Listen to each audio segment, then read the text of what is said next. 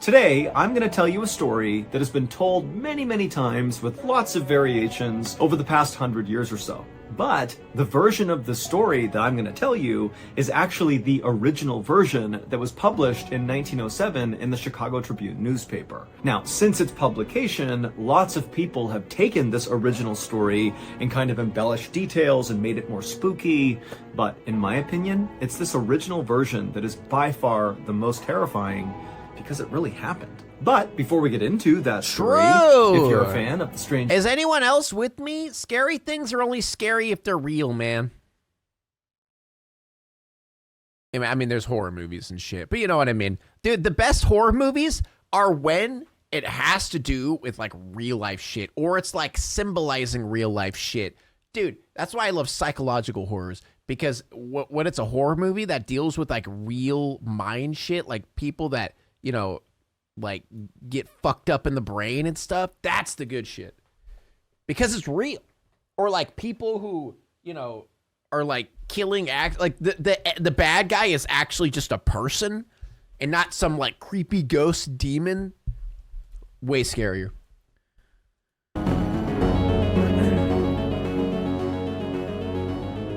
One evening in the middle of March of 1907, a sailor named Nels Nelson stood at the bow of this big Russian steam... I mean, that's typically how it goes. What do you mean? There's like billions of movies, horror movies, that are based on like, you know, shit that isn't real. ...boat called the Perier, and he looked out over the Pacific Ocean with a very worried look on his Ghost face. ship? The sun was starting to go down, and Nels was afraid of what the night might bring. About a month earlier, the Perier, the boat that Nels was on, had left Hong Kong and begun its long journey to California, where Nels and the rest of the crew would offload all their hemp and machinery. And just that day, the Perier had passed by Honolulu, Hawaii, which meant they were nearly to their final destination. Now, their long voyage thus far had been quiet, but now Nels just couldn't help feeling like their luck was about to run out.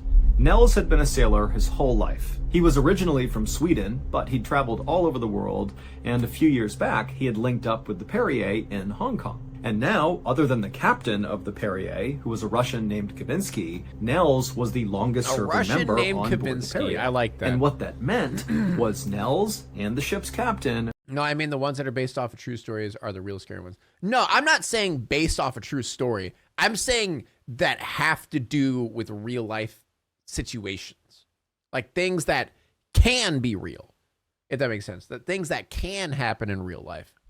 I mean, don't get me wrong, stuff that's based on a true story is definitely scarier because of that. But I'm saying, like, you know, when something is like symbolizing something that's happening in real life, even if they're using as a demon as like a symbolic thing, it's just better.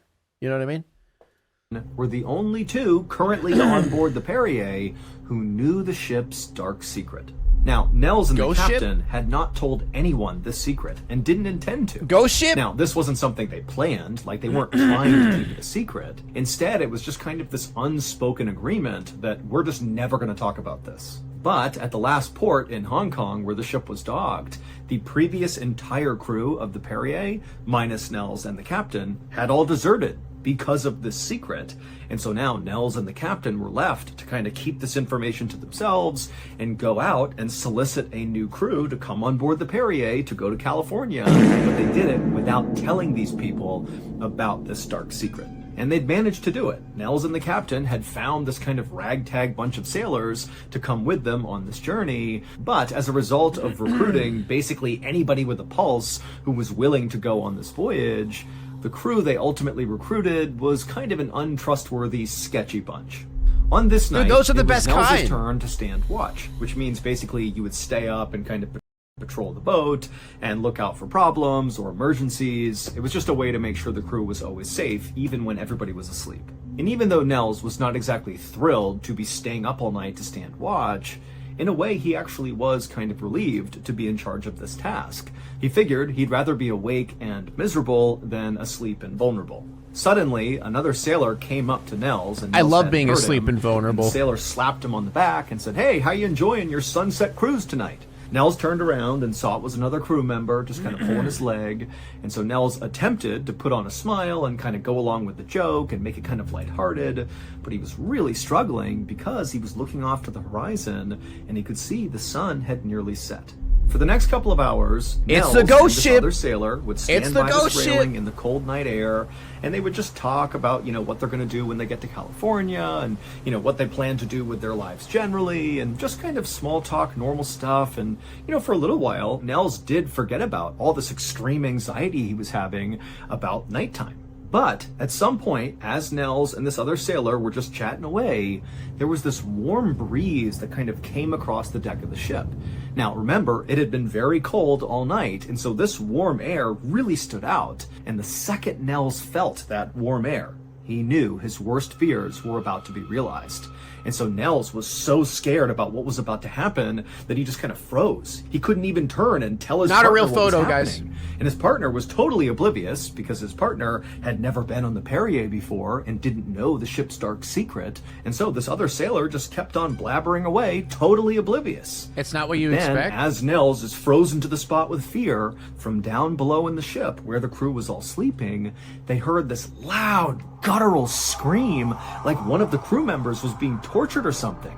And right away, the guy next to Nels, the other sailor who had been with him, he stopped talking, because now he knows there's a problem. He doesn't know what it is, but obviously something's wrong. Now, Nels was still frozen. Yeah, with Nels fear doesn't exist, because guys. he knows what's happening. He knows what's gonna happen.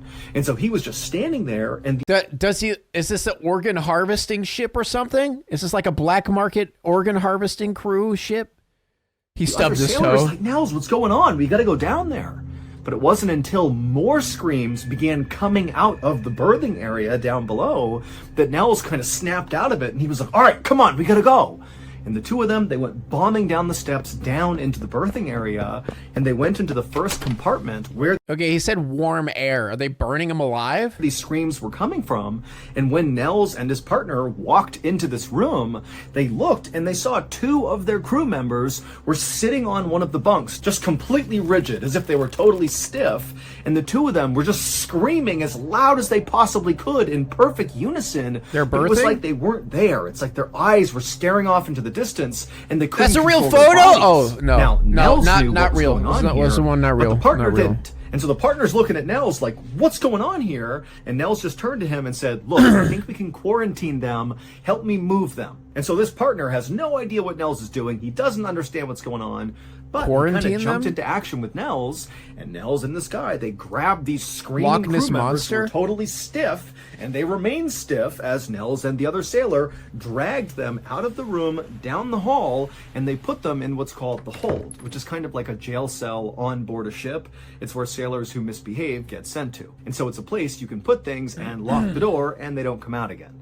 Nels' thinking was, if we can take these affected crew members and quarantine them in the hold, maybe, just maybe, this won't spread to the rest of the crew. But as soon as Nels had shut and locked those two men inside of the hold, it was like the entire ship erupted with screams as the entire crew, minus Nels and his partner, just began screaming like mad. It was like the ship was total chaos. And so Nels and the crew member, they began running down the hall trying to figure out where the screaming was coming from. But before they knew it, the rest of the crew were streaming out of their rooms into the hallway, just screaming and running their way upstairs to the top deck. And so Nels began telling himself, stay calm, it's okay, it's not happening to you yet. But then it felt like someone had reached up inside of Nels' chest and was squeezing as hard as they could. It was like his body was being possessed by something, and then he felt this pressure building up inside of him, and then it was like, without even trying, suddenly the loudest scream that had ever... Okay, like, I don't get it. If it's a dark secret and Nels know that it's a dark secret and knows what's going to happen, like, why are they still doing this? Like, why? Like, what? Huh? Yeah, there's this dark secret that makes you go paralyzed and scream bloody murder and can die. Oh, well, better get a crew on the ship and go out in the middle of the ocean so everyone can die. Like, what? Huh? come out of Nels came out of his mouth, and he was completely powerless to It stop. came out of his And mouth? Seconds later, Nels, screaming at the top of his lung, along with his partner, who was also screaming, they joined the stampede of other screaming crew members running their way up to the top deck. Not a real photo. Thank you to BetterHelp for sponsoring today's event off your first. And when Nels and his partner reached the top deck, as they were screaming and screaming and screaming, Nels looked around and he took stock of what he was seeing. Again, he's literally screaming this entire time and can't stop it. And he's seeing that's what everybody else was dealing with. There were sailors who were clawing at their faces, almost like they were trying to stop themselves from screaming, but that wasn't doing anything. Others were holding their throats, attempting to stop the screaming. Some others were running into walls and grabbing and fighting with each other. I mean, it was absolutely chaos. And so Nels, he's kind of taking stock of this whole situation, still screaming, and then he notices one sailor in particular, and Nels knew exactly what was going to happen.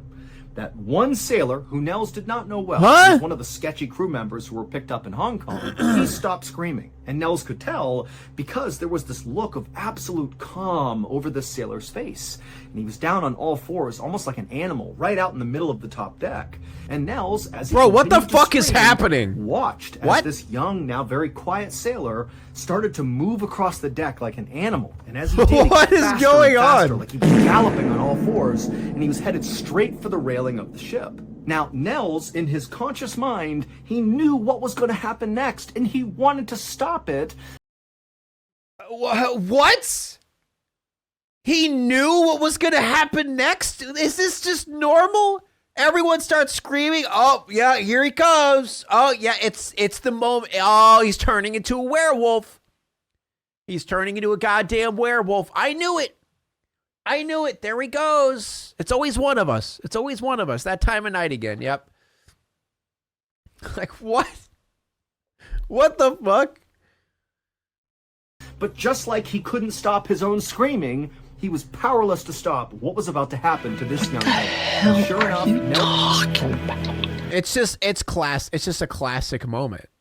Classic gamer moment. Nels watched in horror as this galloping young sailor went full speed to the railing and then just leapt clear over it and splashed into the water below. And the second he hit the water, it was like everybody on the ship broke out of their trance. The screaming stopped and it was eerily quiet. And one by one, each of the crew who had kind of broken out of their trance It's a began sacrifice. looking around, having no idea how they just wound up on This the is deck. normal? And what was This is even going normal? on. And Normal? they looked at each other to try to figure out, like, do you know what just happened? But He really just said, anyways, guys, I'm out. That's what he says. Like, all right, guys, I had fun. I'm out. nobody knew. And then this very tense silence was broken when one of the crew members who had seen that young man gallop and leap over the side, this crew member, he yelled, "Hey, man overboard, someone jumped over." And it was like, that was the thing that everybody was going to focus on. We're going to forget about this absolute craziness that just happened, and we're going to try to rescue this guy. But despite lowering down rowboats and paddling around for nearly an hour and yelling out for this guy and turning their ship around over and over again, they never found him. He never made a single noise, nothing. He just vanished into the night.